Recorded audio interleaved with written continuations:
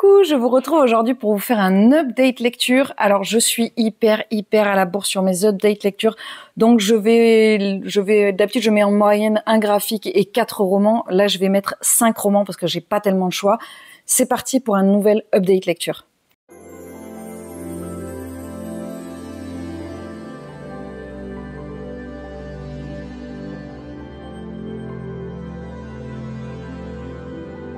Aujourd'hui, je vais vous présenter 5 lectures qui sont toutes les 5 de l'imaginaire. Plus ça va, plus je me rends compte qu'effectivement, les lectures d'imaginaire, c'est celles qui me correspondent le plus. D'ailleurs, j'ai été prise en partenariat avec 2 maisons d'édition autour de l'imaginaire et c'est bien plus logique que d'aller postuler pour des maisons qui ne me ressemblent pas, depuis le temps que certaines me le disent. Mais bon, bref, c'est pas grave. Je vais commencer tout de suite. J'ai lu le 2e tome des Étoiles de Nocède de Sophie Jomain. Je l'ai lu en lecture commune. Non, j'avais pas encore mis les post-it. Maintenant, je mets des post-it pour pas me tromper. Je l'ai lu en lecture commune. Alors, attendez, c'est chez Rebelle Édition. Je l'ai lu en lecture commune avec Virginie. On avait commencé la saga avec Claire et finalement, Claire était pas très dispo sur ces derniers mois, donc je l'ai continué avec Virginie. Dans cette saga, qui pour moi est une fanfiction d'une saga extrêmement connue, dont je vais pas forcément vous parler parce que sinon ça pourrait spoiler ce qui se passe, on va suivre une jeune fille qui se retrouve, qui part de la France parce que elle doit aller rejoindre sa grand-mère en Écosse, il me semble. Bref, elle se retrouve en Écosse. Au final, elle se retrouve scolarisée là-bas et elle se retrouve à recréer du lien avec le frère d'une amie qu'elle avait, sauf que en fait, elle va découvrir une facette un peu plus sombre de ce garçon et elle va devoir à un moment prendre des décisions par rapport à lui et elle va faire la découverte également d'un autre garçon et surtout toute une histoire, tout un monde de fantaisie, c'est de la fantaisie, hein, va s'ouvrir à elle, que je vous laisserai découvrir. Alors, ça pourrait être presque du fantastique, c'est plus du fantastique que de la fantaisie. Cette histoire, c'est une histoire d'amour, c'est une romance, clairement, c'est une histoire, il y a marqué de l'amour, de l'action, du suspense. Globalement, il y a de l'amour, il y a du suspense, pas forcément beaucoup, mais il y a de l'amour et de l'action, ça c'est sûr. On est sur une histoire un peu style faculté américaine. Alors dans le premier tome, elle était plutôt au lycée, je dirais. Là, on est plutôt sur une ambiance lycée, faculté américaine, même si on est en Écosse et on est très dépaysé. On n'est pas du tout avec ça fait pas. En même temps, ça veut rien dire parce que vous allez voir après, je vais vous présenter un lycée français. Ça fait aussi, c'est complètement dépaysant. Bref. Cette saga, c'est un petit bonbon, c'est-à-dire un petit plaisir coupable pour moi. Ça se lit très facilement. C'est pas du tout le style que je lis d'habitude. Il y a de la romance et il y a des choses un peu faciles de premier abord, mais ça fonctionne très bien. Ça se lit très facilement. Faut pas être fermé à certains styles. Moi, le livre dont je pense qu'il est une fanfiction, c'est un livre que c'est une saga, pour ne rien vous cacher. Il y a 4 tomes, bref, je vous laisserai trouver par vous-même. C'était une saga que j'avais beaucoup aimée. J'en lirai pas 50 des sagas comme ça, mais celle-ci, je la lis avec plaisir. J'ai eu des petites surprises ici quand même dans ce tome-là, surtout sur la fin, et je me demande bien qu'est-ce qui va se passer par la suite. Je suis assez curieuse de savoir comment ça va se dérouler dans la suite des événements. C'est vrai que le premier tome, alors c'est pas que j'avais été déçue, c'est que je m'attendais pas à ça. On est vraiment clairement dans une histoire d'amour de fantaisie, une histoire d'amour fantastique, assez young adulte. Une fois qu'on part avec cette ligne directrice là, il y a aucun problème. C'est juste que je m'attendais pas vraiment à ça. Voilà. Mais j'ai pas été déçue par le premier tome, c'est juste j'ai été surprise. Là, le 2e tome, je savais où j'allais, donc c'était beaucoup plus facile. Et autant vous dire que j'ai emprunté le 3e tome à la bibliothèque parce que je voudrais vraiment les lire rapidement. D'ailleurs, je suis censée commencer le 3e tome aujourd'hui. J'arrive, Virginie, j'arrive. Et voilà, je prendrai plaisir à lire la suite, évidemment. Je continue dans les lectures young adultes. J'avais lu avec, j'avais pas mis de post-it à l'époque. Donc je crois qu'il y avait Claire et qu'il y avait Jessica dans cette lecture commune, si je ne me trompe pas.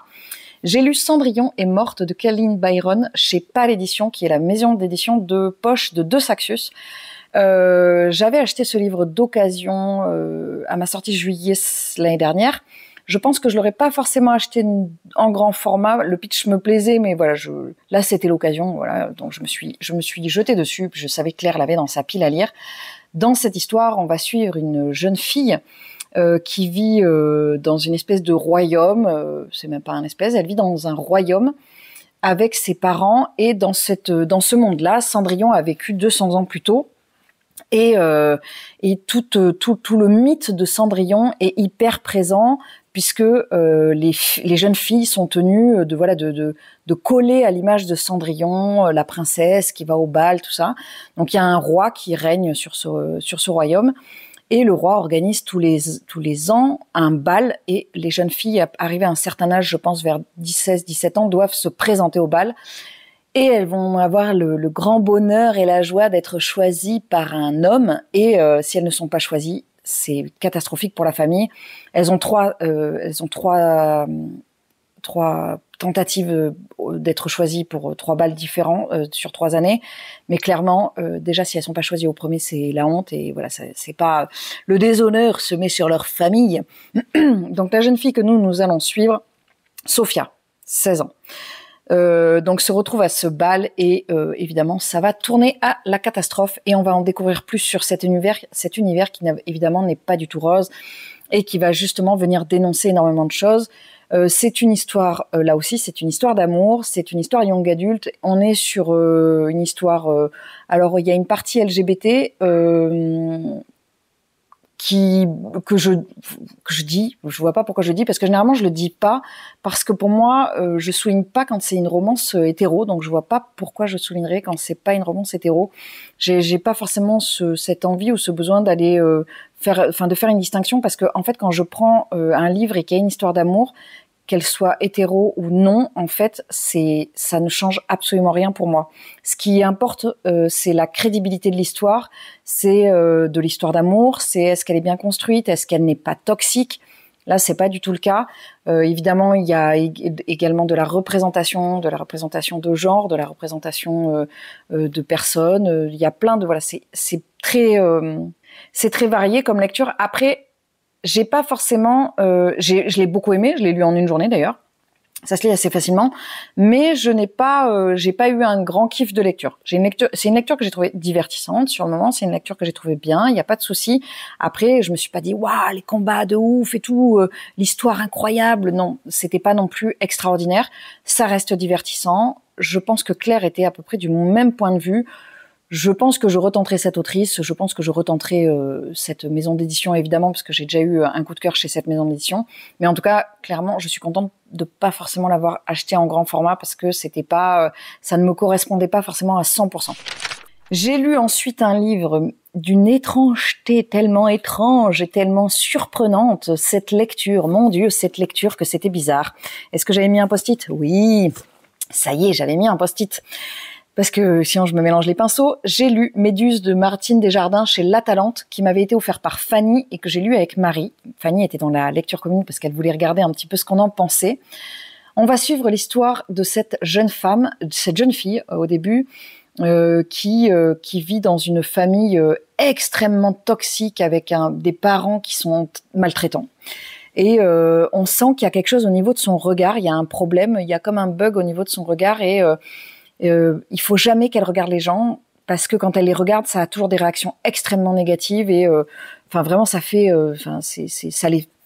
ça peut avoir des conséquences hyper graves.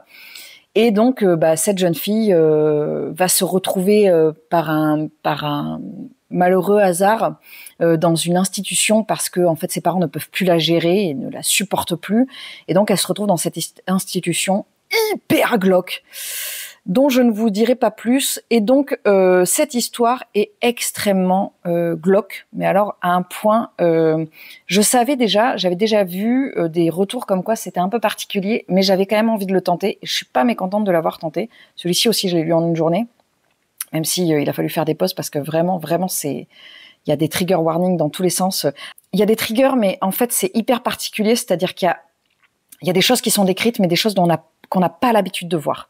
C'est pas genre des histoires de violences sexuelles, ou si, enfin d'ailleurs il y en a, mais d'ailleurs il y a aussi des violences psychologiques, mais c'est pas la forme qu'on a l'habitude de voir, l'habitude entre gros guillemets évidemment, mais c'est hyper particulier, hyper glauque, hyper malaisant, vraiment. Il y a plein de moments où j'étais hyper mal à l'aise. La fin est super surprenante et super chelou. Je resterai hyper marquée par cette lecture qui évidemment est une grosse dénonciation de plein de choses. C'est une lecture engagée, c'est une lecture féministe. Mais je pense que je n'ai pas tous les codes pour décrypter tout ce qui a pu être dit dans cette lecture. Ce qui est sûr, c'est que ça touche à des sujets auxquels je m'attendais pas. Je m'attendais pas du tout à ce que ça aille par là, dans cette direction-là. J'ai trouvé ça intéressant. C'est une lecture qui restera marquée en moi, clairement, hein. Tellement c'était chelou. Et la fin, alors la fin, c'est le pompon sur la Garonne de chelouterie, mais voilà, c'était hyper intéressant. Je peux vous encourager à le lire, comme je peux ne pas vous encourager à le lire, c'est-à-dire, il faut vraiment... alors moi, je suis quand même assez sensible. Il faut que ce livre, il faut avoir envie d'aller dans quelque chose de glauque, hein, quand même. Voilà, c'est important de le savoir. Je n'ai pas dit de qui était la couverture. Elle est de Marcella Bolivar. Je le précise pas parce que la couverture est particulièrement magnifique et je trouve, voilà, je voulais quand même souligner qui avait fait cette magnifique couverture. La troisième lecture que je vais vous présenter, j'arrive pas à articuler, excusez-moi. La troisième lecture que je vais vous présenter, je vous en ai parlé il y a pas longtemps du fait que quand je mets un livre dans une pile à lire, des fois il va traîner, mais en tout cas il me reste dans un coin de la tête. Celui-ci, on aurait dû le lire en lecture commune il y a un petit bout de temps avec Jessica et Claire et j'ai zappé la lecture commune. Donc je me suis rattrapée avec ma deuxième nuit du hasard. J'ai lu Bépocalypse d'Ariel Holz de chez M+ Éditions, qui est la maison d'édition, enfin M+, l'école des loisirs, qui est à ne pas confondre avec M+ Éditions. Ça faisait déjà un bout de temps que je voulais découvrir l'écriture d'Ariel Holz. J'ai aussi les Sœurs Carmine dans ma pile à lire et vraiment j'avais très très envie de découvrir. Bépocalypse, c'est l'histoire d'adolescents, de 3 lycéens, Samsara, comment ils s'appellent? Attendez, ils sont 3, évidemment, je ne vais pas avoir les noms. Bon, il y a 2 garçons et une fille. Daniel, je crois que c'est le deuxième, et Yvette. Voilà, 3 adolescents qui sont au lycée. On est dans un futur post-apocalyptique où il s'est passé voilà l'apocalypse et donc on se retrouve à Concordia, qui est une ville où il y a des quartiers où en fait on peut plus accéder à certains quartiers parce qu'ils ont été mis en quarantaine et eux ils doivent survivre dans ce monde apocalyptique où ils vont au lycée et où il y a un espèce de semblant de normalité qui a été remis en place pour parce que voilà ils fonctionnent avec. A priori ils ont connu que ça, donc voilà c'est leur quotidien en fait de lutter contre des trucs bizarres, des personnes, enfin des monstres, des voilà. Et donc ils vont survivre là-dedans jusqu'au jour où un des quartiers qui était mis en quarantaine va être réouvert et là il va y avoir des personnages qui vont arriver et il va arriver plein de choses. Bref, je vous laisserai découvrir. C'est un livre qui est, c'est du young adulte. C'est un livre qui est hyper dans l'action. On est vraiment, alors on suit quasiment tout le temps que Samsara, mais on suit également les 2 protagonistes, ces deux camarades, mais on la suit surtout elle, avec ses envies, c'est ce qui la titille, l'amour, tous les questionnements de l'adolescence. Et c'est ça qui est rigolo justement, c'est qu'il y a plein de choses qui sont de la vie, de notre vie en 2025 chez un adolescent, sauf que là c'est juste saupoudré d'apocalypse et de fin du monde et de monstres et de survie et tout ça. Mais en tout cas c'est toujours les mêmes problématiques. Et je pense que s'il devait y avoir une fin du monde, je pense qu'effectivement, on serait pas loin de la réalité. C'est-à-dire que même si tout a explosé autour de nous, on reste quand même un individu à part entière et surtout à l'adolescence. J'ai beaucoup aimé l'écriture d'Ariel Holz que j'ai trouvé très intuitive et très juste au niveau de la façon de décrire les sentiments et les relations, le relationnel entre les adolescents. J'ai bien aimé cet univers posta, où alors c'est vrai qu'on est quand même assez réduit à la ville de Concordia, mais parce que l'auteur a plutôt décidé de mettre l'accent sur le relationnel plus que sur le côté post-apocalyptique, même s'il est quand même bien présent. Attention, ne vous méprenez pas, on est quand même hyper immergé dans ce monde tout pourri, hein. On n'est pas, c'est pas dit à la va-vite, hein. Il n'y a pas juste un contexte et puis basta. C'est juste que c'est assez limité à la ville. Après, c'est pas très grave. Ça peut, voilà, on peut rester sans souci sur une même ville. Mais voilà, c'est vrai que moi, j'aurais aimé en savoir un petit peu plus sur comment survivent. Est-ce qu'il y en a qui survivent en dehors? Bref, est-ce qu'il survit? Bon, bref, je vous en dis pas trop. Je vous laisse découvrir. En tout cas, ce qui est sûr, c'est que je continuerai à découvrir cet auteur que j'ai beaucoup aimé. Je vais terminer avec un petit coup de cœur. Alors, déjà, je partais avec cette autrice avec un a priori extrêmement positif, puisque c'est une autrice que je suis sur les réseaux, que j'aime beaucoup, avec qui, à chaque fois que j'ai eu des échanges hyper agréables. Elle est toujours hyper disponible. Elle est toujours très agréable. Enfin voilà, je sais pas quoi dire autre chose. Enfin, je sais pas comment dire. Bon, je sais plus parler. Je sais pas quoi dire d'autre, mais en tout cas, ce qui est sûr, c'est que je partais avec un a priori extrêmement positif et j'ai adoré cette lecture. J'ai lu Le Serment d'Eldenaï de Georgia Caldera chez Scrinéo que j'ai reçu en service presse. Je l'ai lu en lecture commune avec Claire. Alors Jessica nous en avait parlé dans un live et nous avait déjà vachement tenté avec ce titre. Et c'est vrai que j'avais envie de découvrir un autre titre de l'autrice, sachant que c'est elle qui a fait la couverture de ce livre, qui est absolument magnifique, et qui a fait les illustrations. C'est important de le savoir. Voilà, il y en a une là, et il y en a une à la fin. Parce que Georgia n'a pas que la casquette d'autrice, elle a aussi la casquette d'illustratrice, ce qui n'est pas négligeable. Dans cette histoire, on va suivre Eldenaï, qui est une jeune femme, une jeune adolescente, qui vit sur une île, qui vit sur l'île de Vel. Alors, je crois que les cartes ne sont pas de Georgia. Normalement, il me semble. Oui, de Ipassi Aswang. Donc, elle vit sur l'île de Vel, qui a la forme d'une baleine, et donc toute sa vie a été guidée par l'envie de devenir une danseuse au service de son dieu, le dieu de Veil, le dieu Titan, qui forme le corps de l'île. Eldenaï, elle a été abandonnée par sa mère qui était droguée à une substance qui se trouve sur cette île et qui a contaminé son fœtus quand elle était enceinte. Donc Eldenaï, elle a été touchée et quand elle est née, elle était dépendante de cette drogue dont on l'a dédroguée, non, ça veut rien dire. On a réussi à évacuer toute cette dépendance. Je ne sais pas comme ça qu'on dit, mais vous avez compris. Bref, Eldenaï, elle a grandi dans une espèce de monastère où elle grandit avec une rigueur au niveau du travail physique, au niveau de comment on prépare les jeunes gens qui ont été abandonnés par leurs parents, qui étaient donc accros à cette substance. Et Eldenaï, vraiment, elle grandit avec cette envie de devenir une danseuse et de sacrifier toute sa vie à son dieu. Elle est entourée de personnes avec qui tout le monde est dans le même objectif. Donc, elle a son petit rythme, sa petite vie bien réglée avec vraiment, elle sait où est-ce qu'elle va, qui elle est, jusqu'au jour où va débarquer sur l'île des gens qui n'ont rien à y faire. Et là, tout va basculer et ça va être la véritable catastrophe pour Eldenaï. On va suivre en parallèle un autre personnage que je vous laisserai découvrir qui potentiellement pourrait avoir du lien avec Eldenaï. Ça, je vous laisse également le découvrir. J'ai beaucoup, beaucoup, beaucoup aimé cette lecture. Alors, la première chose, c'est que dans ce livre, alors déjà, j'adore l'écriture de l'autrice, ça c'est sûr, mais ce que j'aime énormément, c'est que Georgia Caldera, je l'avais déjà remarqué dans Les Larmes rouges, elle nous propose une écriture, des relations qui ne sont pas toxiques. Elle nous propose d'aller décortiquer du relationnel qui justement peut être toxique et mettre un petit peu le doigt dessus. Dans ce livre, il y a une scène d'abus sexuel, une scène de viol, et ce n'est pas décrit comme on a l'habitude de le voir.